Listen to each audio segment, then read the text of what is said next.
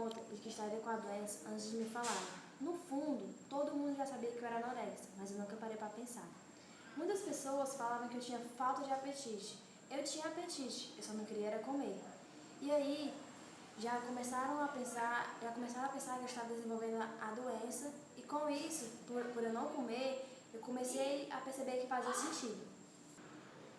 E como você se sentia em relação à comida? Eu tinha apetite, eu tinha vontade de comer, mas a vontade de ficar magra era muito mais alta.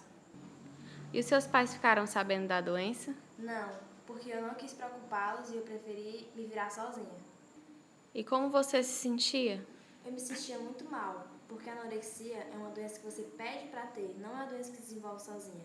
Você pede para ter aquilo, você quer ficar magra, mas não faz nenhum tipo de esforço para fazer isso.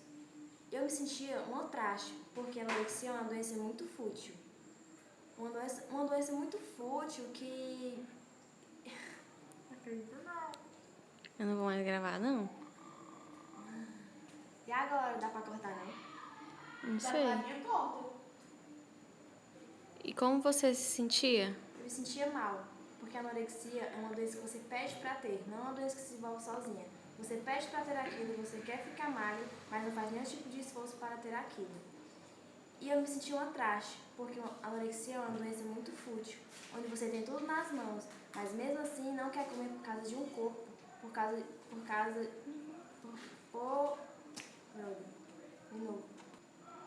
E como você se sentia? Eu me sentia muito mal, porque a anorexia é uma doença que você pede para ter, não é uma doença que se desenvolve sozinha. Você quer ter aquilo, você quer ficar magra, mas não faz nenhum tipo de esforço.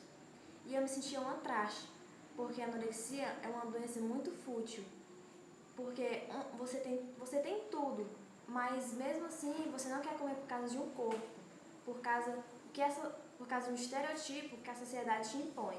E eu encarava a anorexia como se fosse uma forma de emagrecer muito normal, como se fosse uma dieta.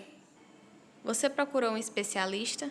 Procurei a ajuda de uma psicóloga via internet, foi tudo online. E ela me ajudou porque viu que o meu problema se desenvolveu só por causa da minha baixa estima.